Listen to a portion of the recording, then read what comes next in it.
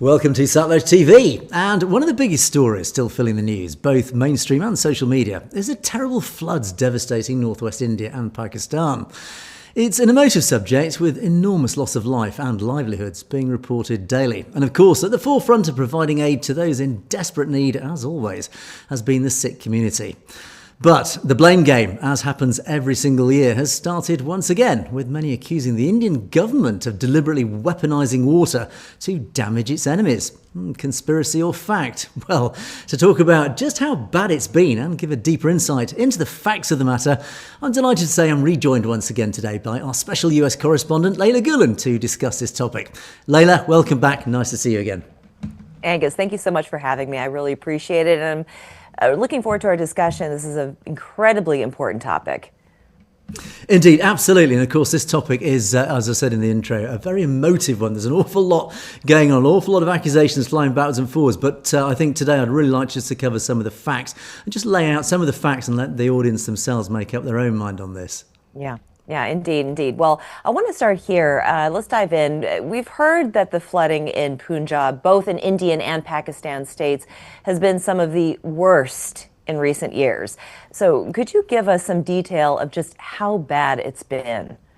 Yes, absolutely, indeed. And I think it's important just to, first of all, just lay out the foundations of the facts, and then we can start sort of speculating and looking at some of the causes. But basically, officially, the state government has declared that all 23 districts have been officially flood hit. So it's pretty huge this year. 1,900 villages have been inundated, more than 400,000 people affected, more than 1.1 million hectares of farmland destroyed. So that's a huge swathe of land that's been destroyed this year alone. And at least 43 people have been killed. Now, the worst affected is the northern district of Gurdaspur, where 329 villages and over 150,000 people have been affected. And even just there alone, 40,000 hectares of farmland inundated. And over the border in Pakistan, they have suffered equally badly. And according to latest reports, at least 43 people have died. And I'd say just under 1 million people have been officially displaced. So again, you can see the scale of the problem. But what actually is the problem? What's causing this? And I think we need to look at how the land lies just to try and work out some of these root causes. Now, in the Punjab, officially, there are three large, what they call perennial rivers. These are rivers, they're called perennials because they flow all year round. They are the Ravi, the Beas, the Sutlej. Now, Punjab itself literally means, in Punjab, it means 5 rivers. So it is officially the land of the 5 rivers. But ultimately, there are 3 perennial rivers, the main rivers, the Ravi, the Beas, and the Sutlej. But there are also, on top of that, there are, of course, other rivers, and these are called seasonal rivers, the main one of which is called the Gagar, and they're called seasonal because they flow primarily during the wet season, of course. And then, of course, there's loads of smaller tributaries and hill streams, as they call them locally, the Chos, I think, as they're called locally. Now, of course, the main issue we're talking about, that happens every single year, it's a natural phenomenon. It is called the monsoon. We can't do anything about it. It just happens every year. It rains heavily in the wet season. But it's both a blessing and a curse, the monsoon, because it's a curse, obviously, because of the damage it causes, but it is also a blessing. It brings with it fertility. It has made Punjab the breadbasket of India because that monsoon rain flows down from the Himalayas. It deposits vast amounts of what's called alluvial deposits. It's silt. In that silt that it's depositing right across the Punjab, it is depositing valuable minerals, these important minerals that make the land so fertile. So that is the blessing that these rivers give. As a result, Punjab produces nearly 20% of India's wheat and 12% of its rice. So again, it's called the breadbasket of India for a very good reason. And it only makes up, it's about just over 1% or 1.5% of India's landmass. So you can see how disproportionately important Punjab is. Now, as I said, this monsoon is both a blessing and a curse. Of course, it is a curse because of the potential damage it does. So what they've done locally, their first line of defence, they call them the Dussi Bunds. Now, these are literally earthen embankments. They're just literally made up of earth just to try and hold the floodwaters back. And these occur down all the main vulnerable parts, down all the water routes, the drainage areas, etc. And it goes wrong, of course, when these Dussi Bunds are breached. This has happened on several occasions. Now, over recent years, the key dates, and I'm just going to reel off some facts and figures here just to give you a sort of an idea of what's happened in the past and what's particularly happened this year. The big years for floods apparently have been 1955, 88, 1993, 2019, and then 2 years ago, 2023 was a particularly bad one. And then, of course, this year, which has been certainly one of the worst in history. Now, this year started around about the beginning of August, but it really reached a bit of a crescendo, let's say, on August the 10th, when they had exceptionally heavy rain in Himachal, upstream. And that led to the Beas, one of these three key rivers, the Beas swelling up, and that then flooded various districts, including Karpatala, Tantaran, Firozpur, etc., etc. Now, a couple of weeks later, mid to late August, the other river, the Ravi, then swelled. Huge rainfalls in Himachal Pradesh and up in J&K as well. So that flowed downstream. So the Ravi, likewise, along with the Beas, both of them swelled enormously. Now, at the end of August, around about August the 26th, two gates on the Madhapur barrage, one of the key barrages to hold the water back, that's near Pathankot, that was destroyed by the floodwater. And as a result, the Ravi then sent this huge deluge flooding the districts of Pathankot, Gurdaspur and Amritsar. So again, three big areas. Now, fortunately, during most of that period, the Sutlej, again, probably the largest of the three, that did manage to hold on the whole. But to exacerbate issues further downstream in southern Punjab's Malwa region, again, likewise heavy rainfall, they did have some breaches down there, and that caused huge waterlogging down the districts of Ludhiana, Jalandhar, Ropar, Nawanshire and Moga. So ultimately, the biggest problem, as I say, in terms of we've heard the facts on the ground, the devastation that's been caused, but this all boils back to what was so wrong with this year's monsoon. Well, in the Punjab, Himachal Pradesh and J&K, those three key states that are primarily affected by the monsoon, this year, 2025, they have experienced over 45% excess rainfall over normal. So you can see, Leyla, that's why this year has been particularly bad. We've had half again as much rain, even compared to normal monsoons. Yeah, incredible. So while accusations have been rife across India and international media, for that matter, about who or what is to blame for the excessive devastation, there have been studies done in India over recent years trying to analyze the root causes of this flooding. So could you elaborate on what they have found, at least officially? Yes, indeed. There have been all sorts of studies, obviously, looking at this, but the key state studies, and you've got to interpret these studies based on that they were created by the state, and therefore you've got to question their own conclusions. But ultimately, there were two key studies that really mattered here. The first one was looking over 2 decades, between 1990 and 2010, and the other one was after the bad floods of 2023, 2 years ago. They created this Flood Preparedness Guidebook 2024 that they released when they analysed what went wrong in 2023. And I'm going to go rattle through some of the conclusions, the key conclusions of these two reports, just so again it sets out these are the official explanations of what went wrong and what the key causes were. Well, of course, the first key cause, I mean, it's pretty obvious: torrential rains between July and September. Yes, it was the monsoon, so no surprise there. But it did actually, particularly the main report, they call it the Temporal Analysis of Floods in Punjab, 1990 to 2010. It's a very dry title. But this report particularly highlighted the fact that it was the release of water from the Bakra Dam, that's on the Sutlej, that key dam on the Sutlej River. It was the release of water from that dam caused a huge amount of problems downstream. Likewise, they said, poor management of rivers and canals, particularly drainage, weakening of embankments were also to blame. I'll talk a little bit more about that in a moment. But basically, those embankments that we talked about, those had been weakened through various causes, and they, again, were breached too easily. And then drainage, again, it's a pretty obvious one, but all these rivers and canals and these drainage ditches that were constructed to rapidly take away excess water, there have been problems with these drainage ditches because they've been obstructed or they've been damaged. They haven't been maintained properly, the lack of repairs, etc. And also, blame has been officially placed on a lot of the farmers, Punjab's farmers, saying they have been illegally cutting into these embankments to try and divert water to their own fields. Basically, they need the water to irrigate their own crops. So they've drilled into these embankments. They've made cuts themselves so they can flow water into their land. Now, by doing that, rightly or wrongly, they have actually weakened these embankments, which of course, when they come under excess flow, they then breach, they break. Now, this report did refer to various specific examples. I'll just run through just two or three or a few of them, just to give you a clue of, and again, this points to some of the key causes that have caused some of the past floodings. 2005 floods, the Rupnagar district was submerged because the dam on the Lotan rivulet had developed cracks. So again, that points to quite a key problem there. 2 years later, a railway bridge on the Ganga rivulet. So these aren't the main rivers. These are just the little tributaries from the three key perennial rivers. So again, on the Ganga rivulet in Anandpur Sahib, this railway bridge collapsed. As a result, an embankment of a canal broke, and 12 villages were then submerged by that breach alone. In the 2010 floods, Rupnagar, Patiala, Sangra, Ludhiana and Moga suffered heavy losses due to embankment breaches and weak dams. Again, you can start to see a sort of bit of a pattern here developing. And a sudden release of water from the Bakra Dam in 1988 and 2010 also proved disastrous. So 2 years of bad flooding, 88 and 2010, that was exacerbated by what it officially admits was a sudden release of water from the Bakra Dam upstream on the Sutlej River. And then it says badly designed irrigation projects of the Gaga River. And again, this is where the drainage systems from the river have been obstructed. So excess water has not been allowed to drain properly. Now, also, in the Flood Preparedness Guidebook 2024, this is the one that they wrote after the bad floods 2 years ago.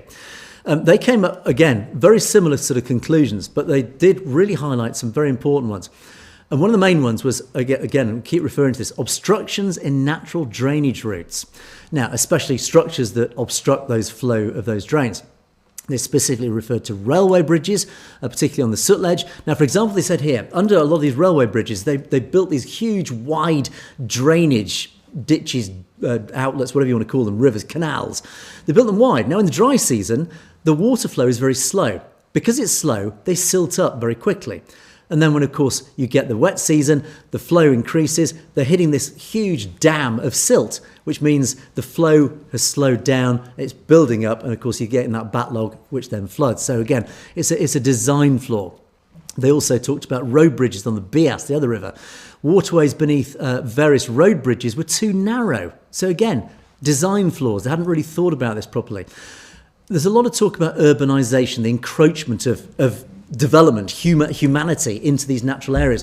Of course, these are the concrete, flat areas that are changing the natural runoff, what they call the sheet flow, the surface flow of water, where previously, if you've got a natural environment, water flows, it's soaked up and it flows at certain rates. It's slowed down by vegetation. If you start concreting over areas, suddenly the water flow massively accelerates and you've got a very unnatural flow of water. So again, that was a huge contributor to this. And then, of course, this report likewise refers to blames the farmers for piping outlets into the embankments to feed their own crops, and again weakening those embankments. So, excuse me. So, but it does also highlight, again, coming back to what I was talking earlier, the blessing and the curse of the monsoon. Punjab is sadly essentially one large floodplain. 77% of Punjab is basically alluvial floodplains, which is an enormous amount. There are three main floodplains, just for your information. There are three main floodplains, and these are the floodplains linked to those three key rivers, the Ravi, the Bias, the Sutlej, and then the seasonal river, the Gagar. They are the upper Barri Doab, that covers most of the large part of Amritsar. There's a Tarn Taran and Gurdaspur districts, and then we have the Bist Doab, that's an area between the Bias and the Sutlej rivers. So there you go, Leyla. It's again, those two reports, state reports, that are quite a broad brush of factors that they blame. Of course, the key one, obvious one, is it's the monsoon. It happens naturally. We can't do anything about the monsoon. Fine. But it does actually highlight that there are human factors at play here. It points specifically to maintenance. Essentially, it's highlighting the incompetence, let's say, of humanity, is they haven't been maintaining, they haven't been designing properly, they haven't been taking into these accounts of huge excess flows of water. So these are the official reasons cited by state-sponsored investigations. But of course, many accusations have been leveled at the central Indian government that the level of devastation we've witnessed has come about not just through natural causes, but at the very least, human incompetence. Could you elaborate on this? Yes, indeed. I mean, it is incompetence at best. I mean, so I'll talk about the potential malign influences here in a moment. But ultimately, let's just look at if it is simple, innocent mistakes by those in charge, if it is simple incompetence. A lot of people, a lot of experts, even with India, have admitted a lot of this devastation has been worsened by what they call poor governance and decision making. We know this is a fact anyway. And in fact, I refer people, our audience, to the podcast I did with Dr. Graywell last week. We did talk about this at the end of the podcast. Do watch that, because he's done a lot of research himself into this. And he actually has discovered the decision-making at the dams, these key areas where the decisions have to be made about how much water to release or not, these dams are manned by key individuals who are trained engineers. They're highly qualified hydrologists. They know what they're doing. They are very qualified engineers that have the capability to make these decisions when or when not to release water downstream. The problem has come is that these individuals are not allowed to make those decisions themselves. They have got to ring or contact Delhi to get that sign-off from Delhi before they can release water. So that means you can immediately, again, see this flow of problem, this logistics chain of decision-making that is creating all these points of potential failure. So there's a problem upstream. They've got to ring Delhi. An official in Delhi's got to think about it. Does he answer the phone? Does he not? He's got to think about it. Well, okay, yeah, I'll make a decision. It eventually gets relayed back, and that decision then gets passed on, and they enact that decision. But instead of the logical thing, which is where a qualified engineer at the dam looks at all his charts, says, we need to release water now, and they can do it. That doesn't happen. So again, you can see the problem here. Now, in terms of facts, again, I just want to set out some of the facts just so people are aware of how this all works. These three key rivers, the Sutlej, the Beas and the Ravi, all three key rivers have dams, big dams built on them upriver. Now, on the Sutlej, we have the Bakra Dam. That's up in Himachal Pradesh, in the Bilaspur district up in Himachal Pradesh, right upstream. On the Beas River, we have the Pong Dam in Himachal's Kangra district. Now, both those dams, the Bakra Dam, the Pong Dam on the Sutlej and the Beas rivers, are managed by one body. That body is called the Bakra Beas Management Board, the BBMB as it's known. Now, this BBMB was established, it was constituted in 1966 under the Punjab Reorganisation Act. Now, that date will ring a big bell with a lot of our audience. In 1966, that is the year that Punjab was divided yet again after the 1947 partition, when it was divided in half post-partition. It was again divided by the Indian government in 1966. Part of the outflow of that division was the establishment of the Bakra Beas Management Board, the BBMB, which was then allocated the operation of these two very, very important dams. Now, on the third river, the Ravi River, we have the Thane Dam. Officially, it's known as the Ranjit Sagar Dam, and that sits again upstream at the border of J&K and Punjab. Now, that dam is separately managed. That's managed by the Punjab State Power Corporation and, of course, the local state's irrigation department. So, really, the buck stops with these operating companies. Now, ultimately, they have one responsibility, and it's preventing what they called overtopping. Overtopping is literally when they get a huge inflow of water. Their job is to ensure, as that water level rises up the dam, it mustn't spill over. It's called overtopping. So they must prevent overtopping, because once the water fills up and overtops the dam, they have no further control over it. They can't stop the flow. So it is their job to carefully manage those dam water levels to prevent overtopping, taking into account all the factors. Now, officially, their line is that the BBMB follows what they call a rule curve based on local hydrology, known weather condition forecasts, etc., and of course what time of year it is. But extreme rainfall events that they know are coming, unfortunately, do leave little margin for error.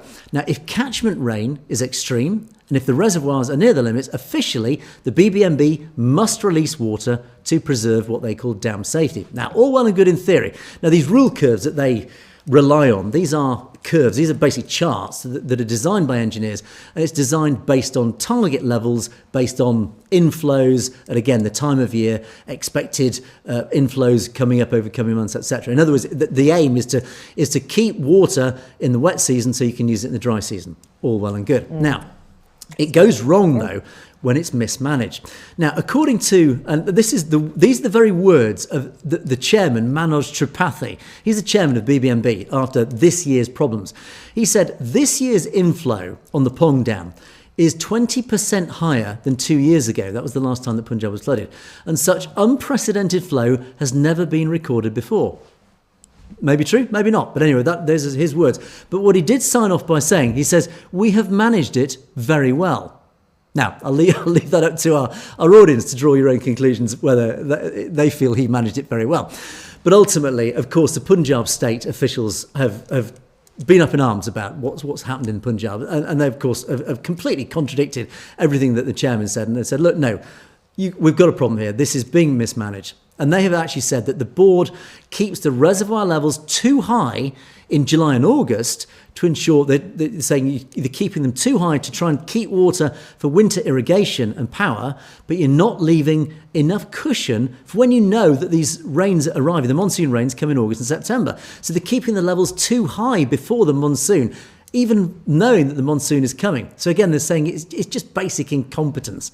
And of course, they're also saying, look, the other big issue here is you're not giving us warnings about sudden releases. You're just suddenly releasing the water, not telling anybody about it. You're not warning downstream, we're about to release X million cubic meters of water and it's heading your way. The first people know about it is when it arrives. So again, you can see the problems that arise there. So ultimately, what they have concluded, there are three root causes that they believe as behind the major floods that occur on most years. Firstly, is a simple constitutional problem. Now, this is an interesting one. The BBMB, this management board that I talk about, that manage those two key dams on the Birs and the Sutlej. This management board, up until 2022, was always managed, it was controlled. The top posts in that management board was always taken up by people from the Punjab and Haryana, the two states that basically are most affected by these rivers. In 2022, the central government in Delhi changed the rules. They said outsiders, people not from Punjab and Haryana, would now be allowed to hold the top posts in that board. Interesting, it did raise eyebrows. Why would that be the case? Why are you letting people from Delhi, for example, make key decisions that is impacting the people in the Punjab primarily? And again, I'll leave that up to our audience to draw your own conclusions on that. Now, the other problem that they raise is communication. We've referred to this on several occasions already, but yeah, they are saying there's a lack of communication between the upstream and downstream. And likewise, communication between the dams themselves, the engineers, and Delhi, and backwards and forwards. So again, that's a huge area for potential problems. And finally, of course, as I referred to earlier, there's the maintenance problems. These dussy bunds, these embankments, these big earth bankments that are that key first line of defence, they are not being maintained. The money, the resources is deliberately or not, but that money and resources are not being directed into repairing, maintaining and building these key embankments that are the first line of defence to holding those things back. So Leyla, I think the conclusion really ultimately is, at the very least, even innocently, it is human incompetence, at least from an official basis.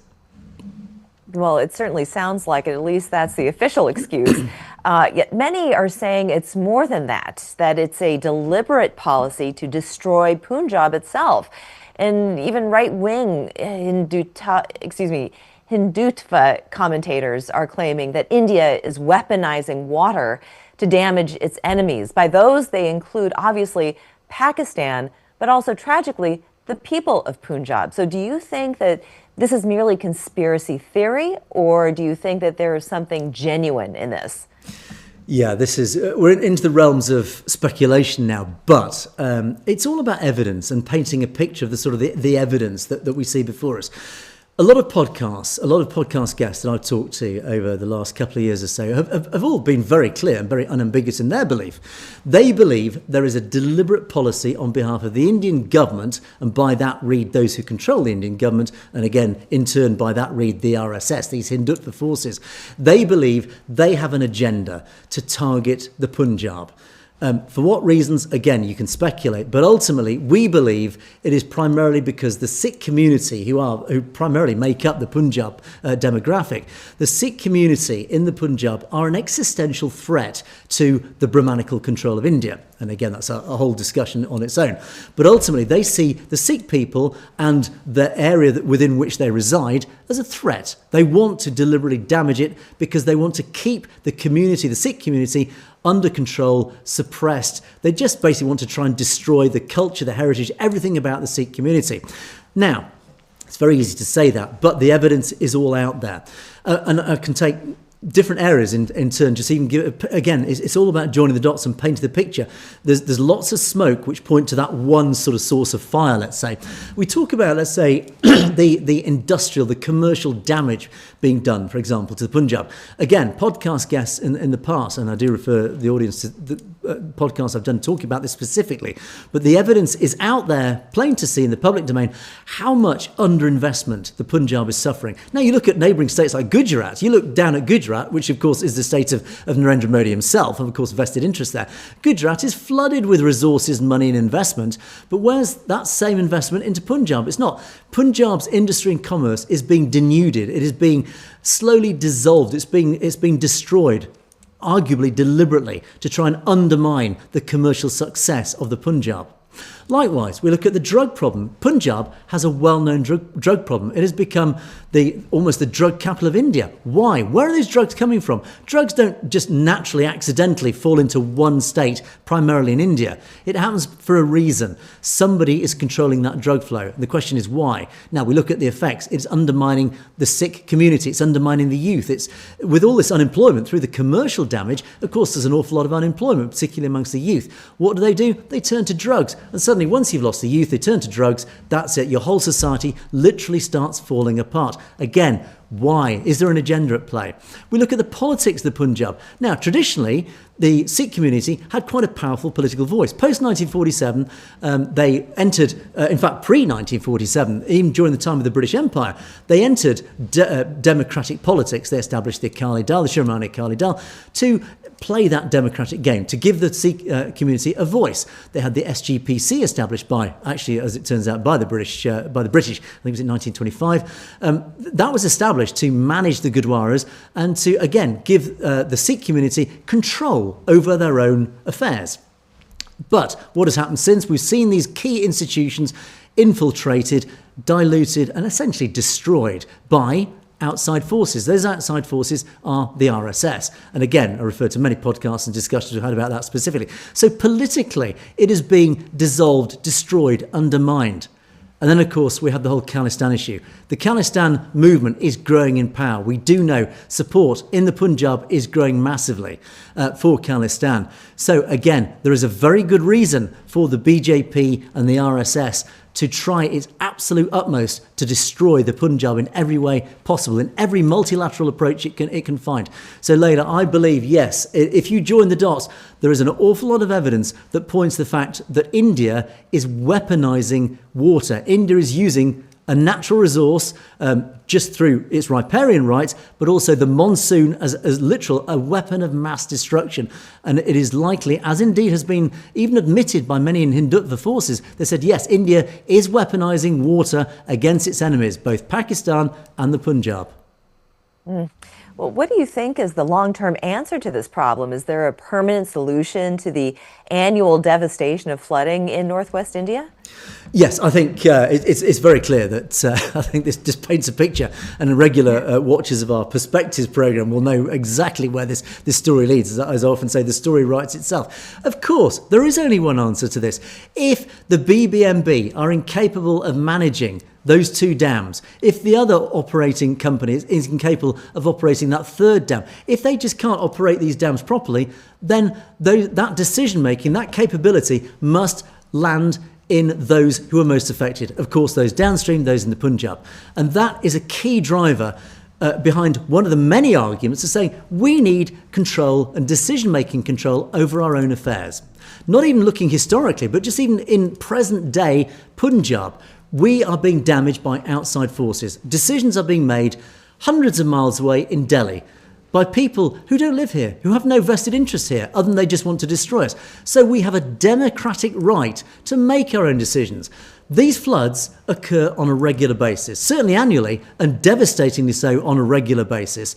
2 years ago and this year, as prime examples of that.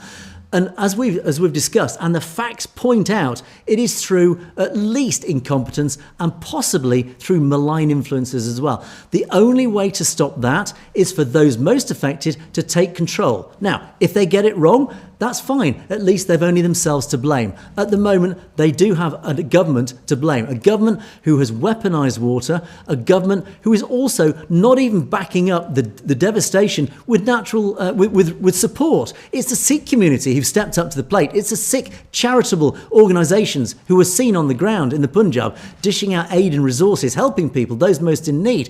Where's all the massive truckloads of aid coming from Delhi? There's a marked absence. Whereas even the comments from Delhi, we had a huge earthquake in Afghanistan. Was it last week? Now, all the government ministers were very quick on Twitter to send messages of oh, how terrible this is and tragic, etc. And aid. The government even sent aid to Afghanistan, but not a whisper about the floods in Punjab. Not a truck of aid sent to Punjab. Why? That in itself speaks volumes. That is why more and more people in the Punjab are now saying, actually, you know what? I think we would be better off managing our own affairs. I think this whole concept of khalistan makes sense because it allows us to take care of our own affairs. It allows us to get rid of this malign influence that is influencing, damaging, destroying, undermining our own society, that is doing its level best to destroy our culture and our heritage. This is why the Sikh people have an absolute democratic right to their own self-determination.